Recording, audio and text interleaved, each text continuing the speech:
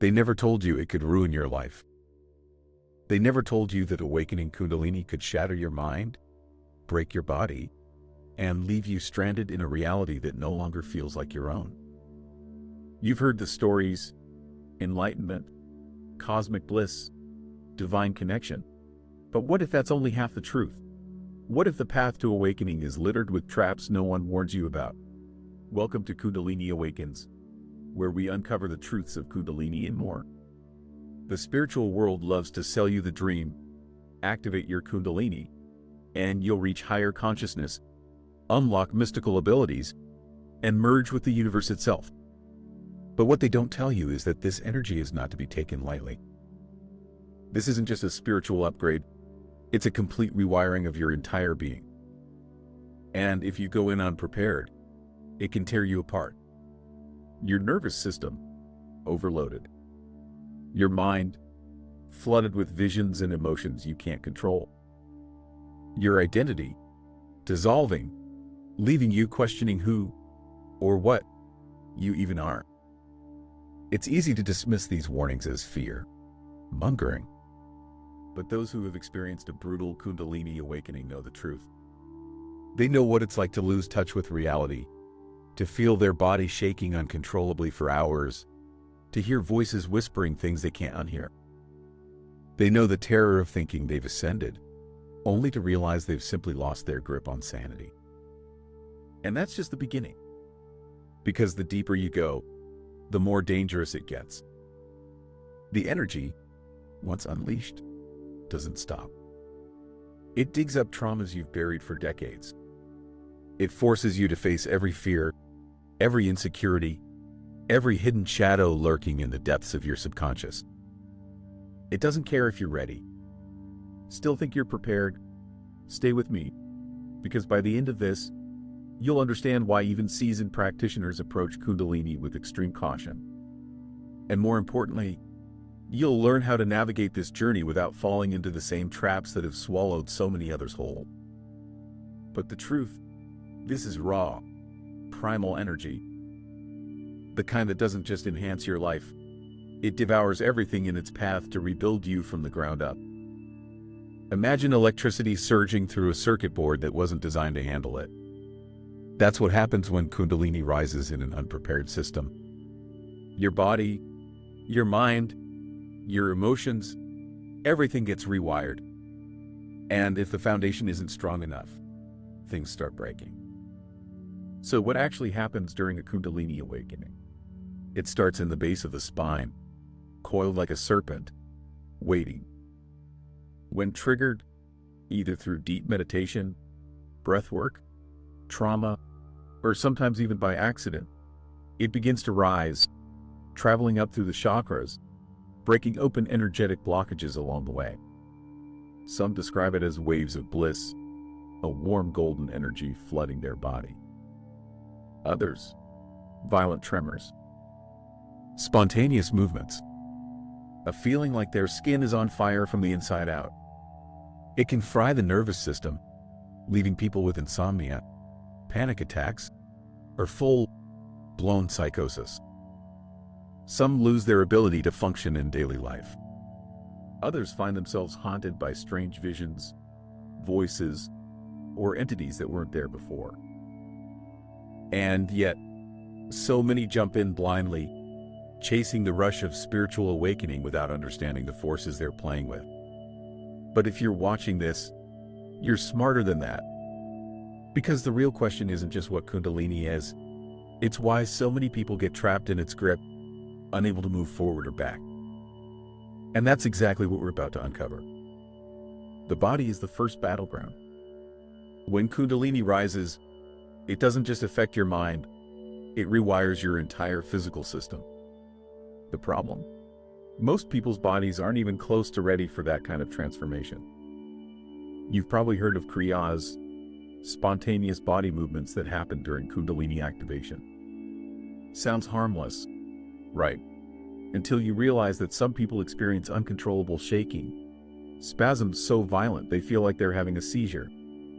Others feel intense heat rising up their spine, like their nervous system is being electrocuted from the inside.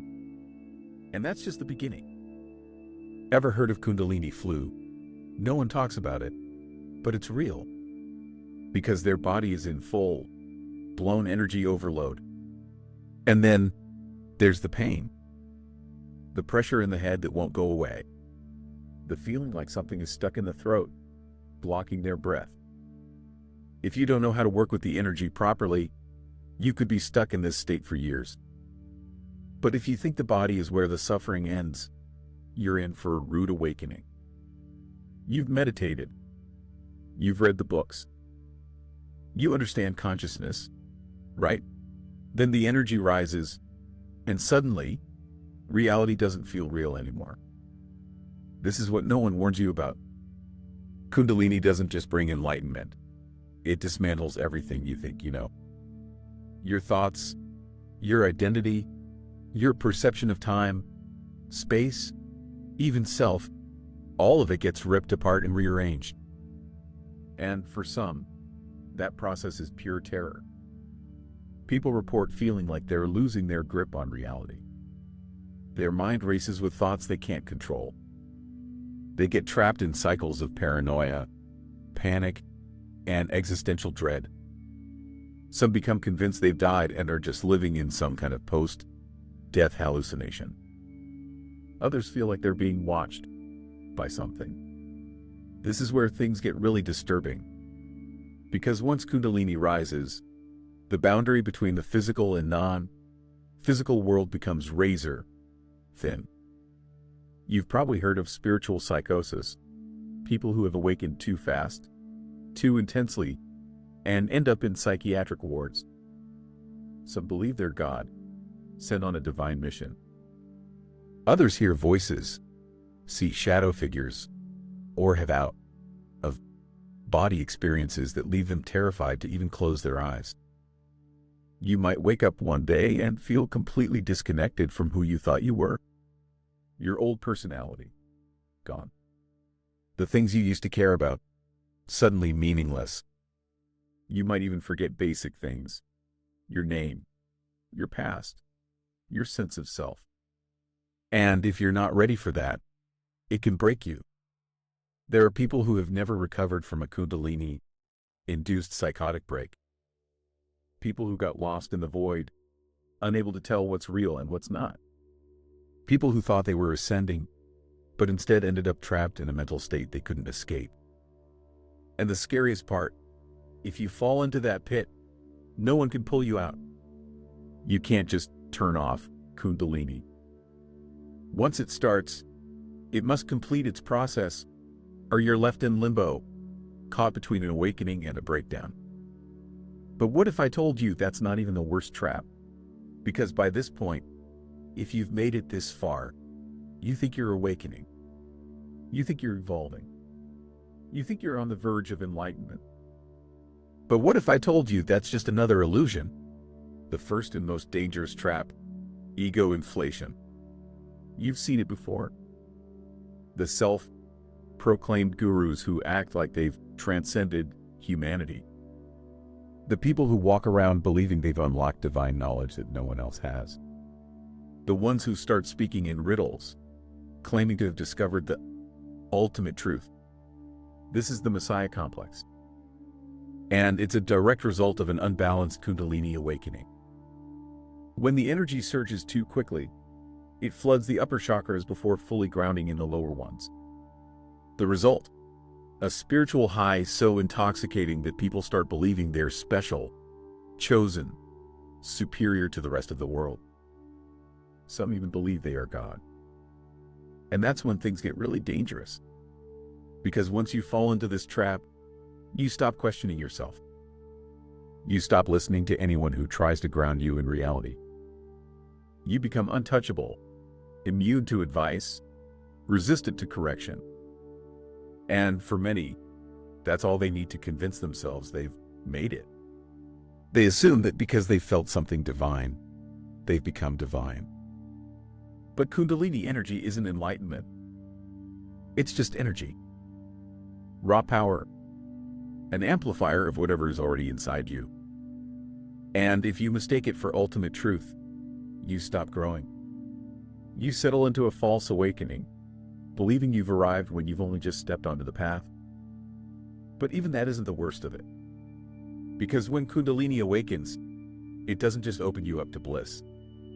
It opens you up to everything, including things that don't have your best interest in mind. You've probably heard stories, people encountering entities, hearing voices, seeing shadowy figures watching them during meditation. Some feel presences around them. Some receive messages, whispers, even full-blown visions of otherworldly beings. And just like in the physical world, not everything drawn to that light is friendly. There are those who have been led astray, who follow the wrong voices, who believe the visions, the messages, the signs, until they were completely lost, manipulated by forces they couldn't understand. And once you open that door, good luck closing it. But there's still one more trap. The one that keeps people stuck in their awakening for years, unable to move forward, unable to go back. And if you don't see it coming, you might never escape it. That's next. The final and most devastating trap: getting stuck. You've heard the horror stories, people who started their Kundalini awakening years ago and are still trapped in it. They can't function. They can't move forward. They can't go back. And no one tells you why. Because here's the truth. Kundalini awakening is not a guarantee of spiritual evolution. Just because the energy has risen doesn't mean you've arrived. In fact, for many, it's the beginning of a long and brutal limbo. One of the biggest reasons: Kundalini syndrome. This happens when the energy rises but doesn't integrate. Instead of moving smoothly through the chakras, it gets stuck, looping in the lower centers, causing chaos in the body and mind. Then there's the isolation trap. Once Kundalini changes you, it's almost impossible to relate to the people around you. Friends, family, they won't understand. You try to explain what you're going through, but the words don't make sense. How do you describe something that feels like a death and rebirth happening inside you? Some shut down completely. They withdraw from the world, convinced that no one else is on their level. They become spiritual recluses, thinking isolation is part of the process. But in reality, they're just lost, disconnected from everything that once made them human. And then there's the final, most insidious trap: the guru game. Because when you're desperate for guidance, it's easy to fall into the hands of those who claim to have the answers. There are entire cults built around Kundalini masters. They promise to help you. They exploit people at their most vulnerable, feeding them half-truths, keeping them dependent, keeping them stuck. And if you fall into their web, it can take years to break free. So what now, if awakening Kundalini is this dangerous, this unpredictable? How do you survive it? How do you navigate this path without falling into these traps? That's exactly what we're going to cover next. Because if you've come this far, you deserve to know how to do this the right way. So how do you survive Kundalini awakening without losing yourself? How do you avoid the burnout, the madness, the spiritual traps that have swallowed so many before you? The answer isn't what most people want to hear. Because the key to navigating Kundalini safely isn't about chasing bliss. It's about grounding. The first thing you must understand: Kundalini isn't something you control. It's something you learn to work with. The energy has its own intelligence, its own purpose. And if you try to force it, speed it up, or manipulate it before you're ready, it will break you down instead of lifting you up. That's not awakening. That's spiritual recklessness.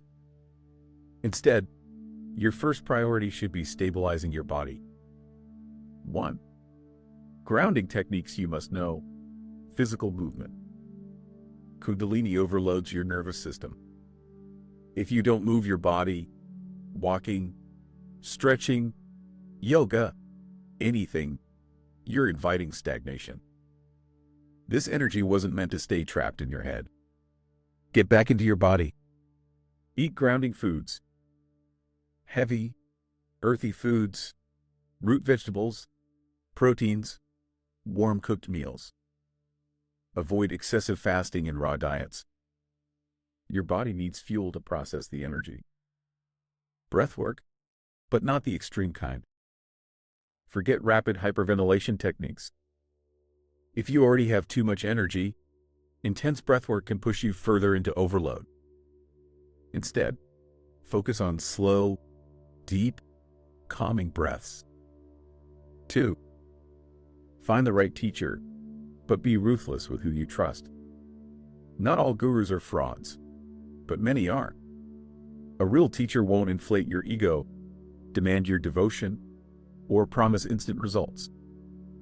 The biggest mistake people make, trying to bypass their own shadows. Kundalini doesn't just awaken your higher self. It drags every hidden trauma, fear, and insecurity to the surface.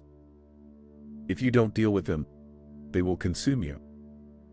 Journal. Process your thoughts. Seek therapy if necessary. Yes, therapy. Awakening isn't an excuse to avoid human healing. Learn to sit with discomfort instead of resisting it. 4.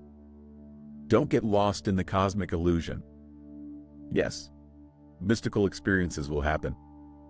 Visions, altered states, maybe even encounters with entities. But don't let them define you.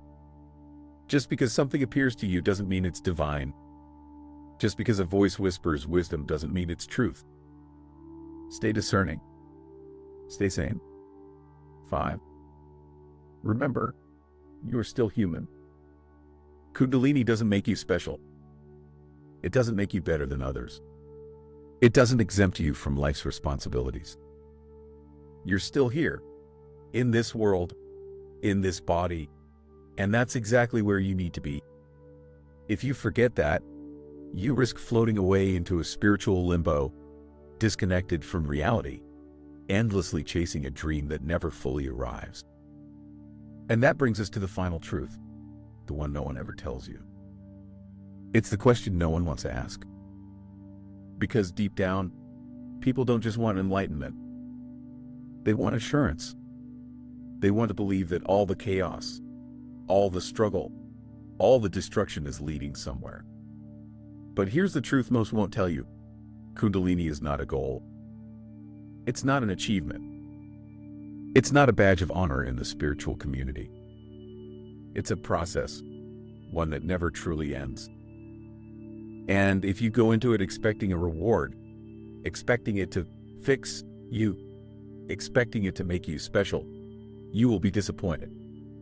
For some, Kundalini awakening leads to incredible growth, deep wisdom, and true inner peace. But for others, it becomes a prison, a cycle of confusion, disconnection, and suffering that they never escape. Because awakening doesn't guarantee enlightenment. It doesn't make you a master. It doesn't automatically make you a better person. It was something earned, not rushed. Something prepared for, not forced open. But in today's world, everyone wants the shortcut, the quick activation, the overnight ascension. And that's why so many end up lost. So before you go chasing Kundalini, ask yourself, are you truly ready to face yourself? Not just the light, not just the bliss, but the shadow, the pain, the destruction of everything you think you are, because that's what real awakening demands.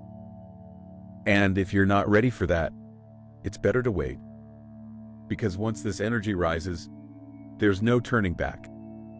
This isn't a game. This isn't a trend.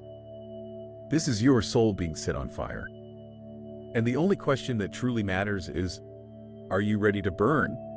If you've made it this far, you already know Kundalini is not just an experience. It's a reckoning. It will strip away every illusion you have about yourself. It will dissolve your comfortable sense of reality. It will force you to confront everything you've buried deep inside. Because they weren't ready. Because they thought they could control it. because they assumed it was just another step on their spiritual journey, when in reality, it's the fire that either purifies or consumes. So if you're watching this, ask yourself one final time, do you actually want this? Or are you just chasing a fantasy?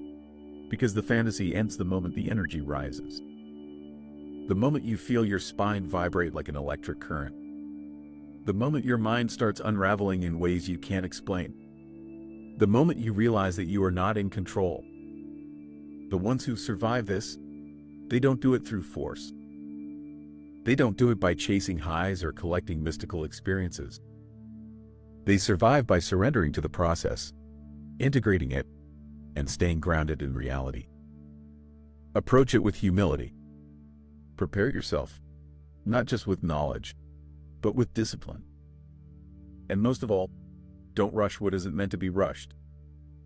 Because if you do, you might wake up one day and realize that the person you used to be no longer exists. And whether that's liberation or the beginning of your downfall depends entirely on how you navigate the journey. Choose wisely.